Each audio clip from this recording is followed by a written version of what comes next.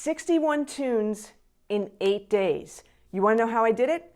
Stay tuned, watch the rest of this video for my 8-step action plan to learn a whole ton of tunes in a short amount of time.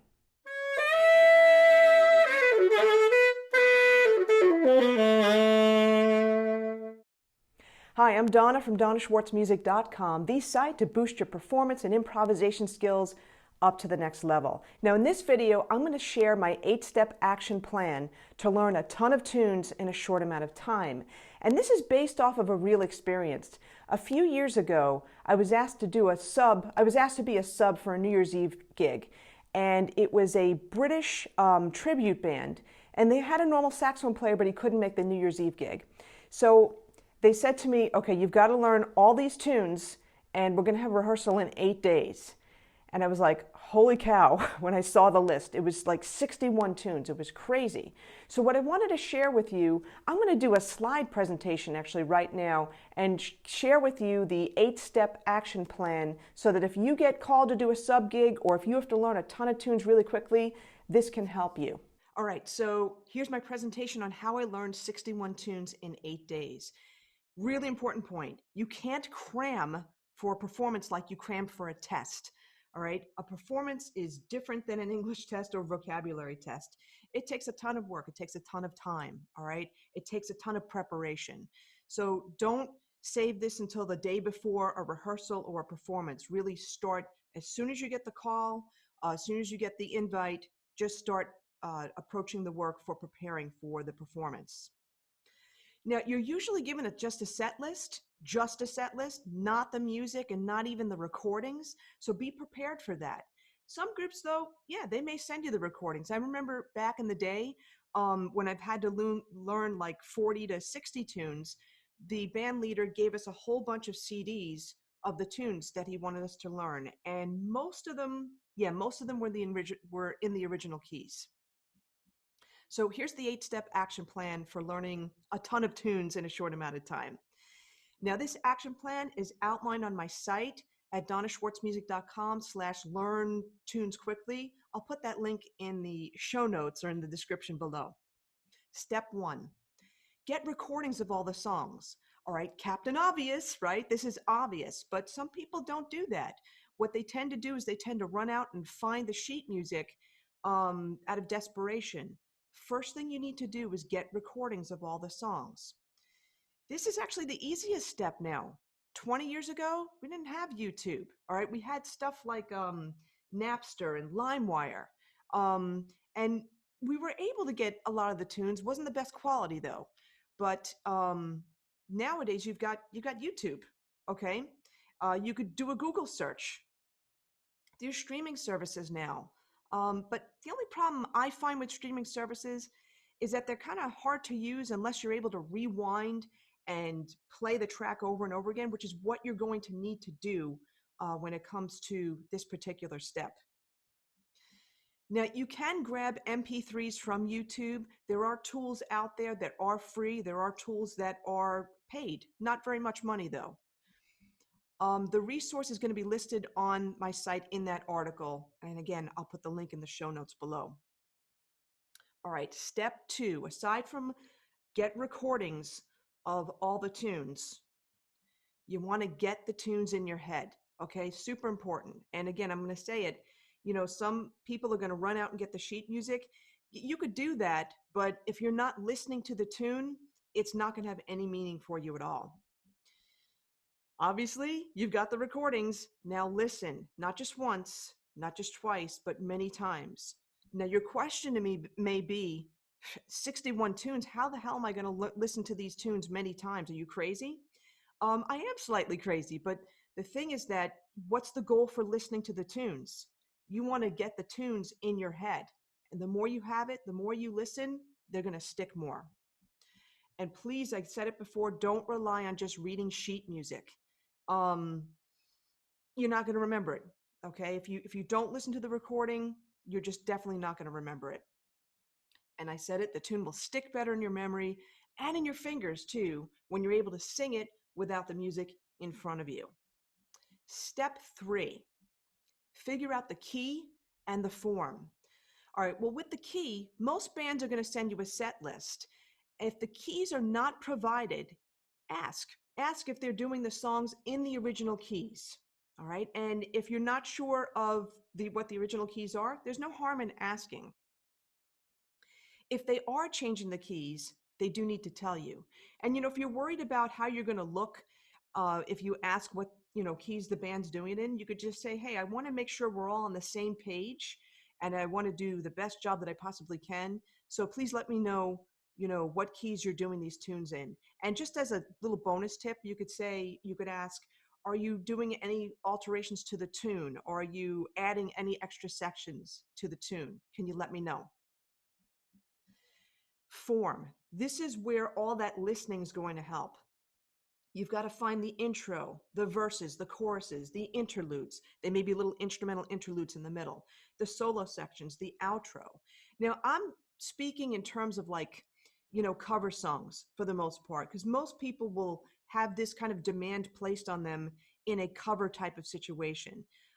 If it's a jazz or original jazz group, the leader is not going to be having you learn 61 original tunes and not have rehearsals and give you the information that you need. Don't expect perfect 8 or 12 or even 16 bar phrases. There's been tunes where I've had 17 bar phrases. There's been tunes where I've had changing meters in them. So don't even expect 4/4 time or 2/4 time. Or even 6/8 time. Okay, you may get changing meters, 5/4 to 2/4 to 4/4. All right, so don't expect that. Step 4, figure out the chord changes.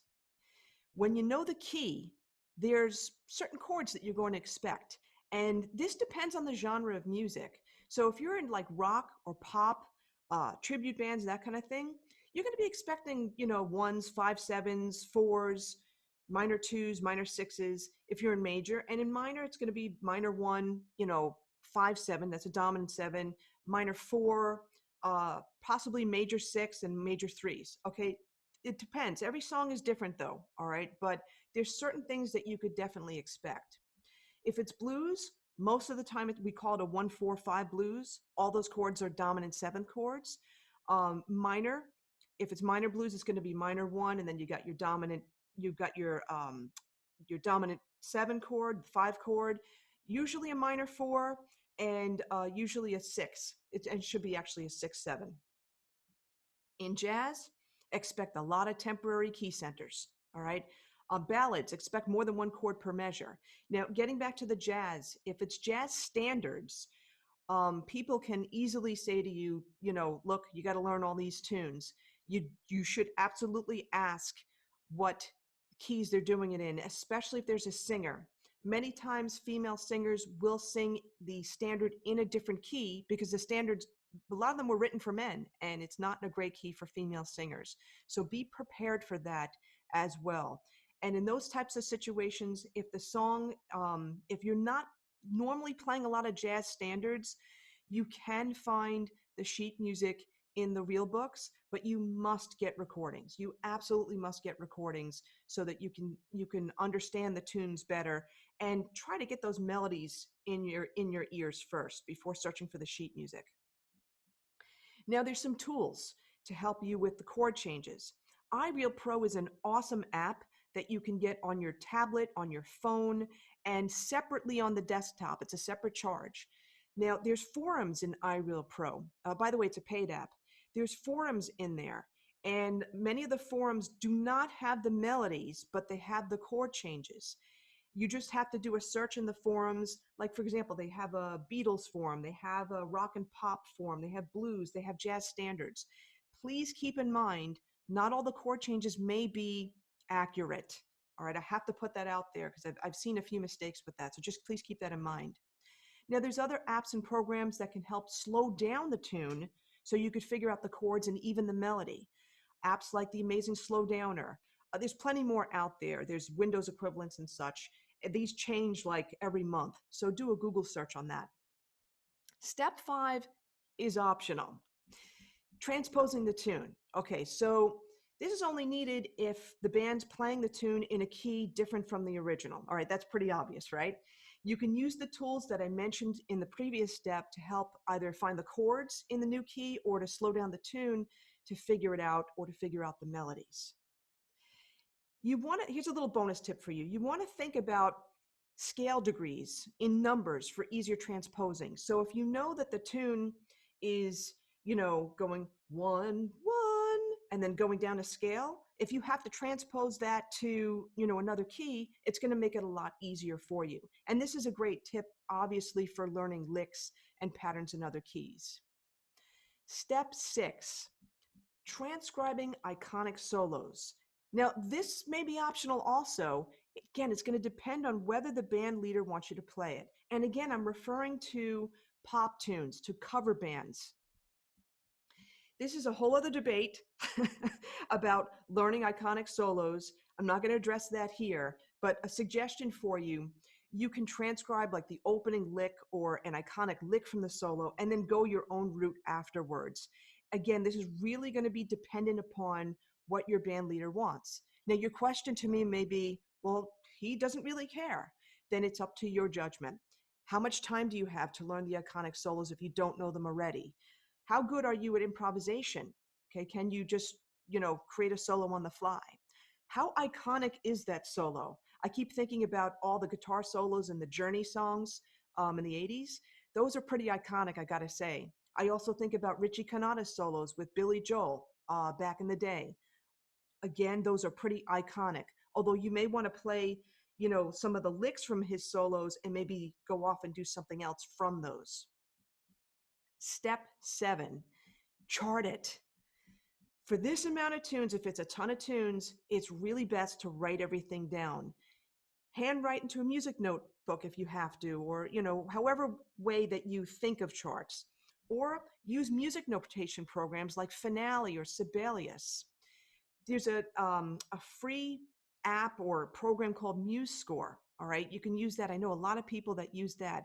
The only problem with free notation programs is that there are limits. Okay, there are plenty of limits with that. So just please keep that in mind. And some of them may not even allow you to save the chart. So make sure you check into that first. If you can't save the chart, make sure you leave plenty of time to type out your chart and print it out, and print out a bunch of copies. Step 8, the final step. Keep listening. What do I mean by that? Don't stop listening to the tunes after you charted them. Remember, with each listen, you're hearing more and more things, and that's going to help it stick better up here. It's also going to help stick better when you're playing it on your instrument, whether it's a horn or piano, guitar, whatever the case may be. Now, again, this action plan is outlined on my site at donnaschwartzmusic.com/learn-tunes-quickly. So there you have it, my 8-step action plan for learning a ton of tunes in a short amount of time. Now, if you're feeling kind of stuck with your improvisation, take my free quiz and you're going to learn your next best step for making progress with improvisation, and it doesn't matter what genre of music you play. Hey, thanks so much for joining me. On that note, take care. Have a great day.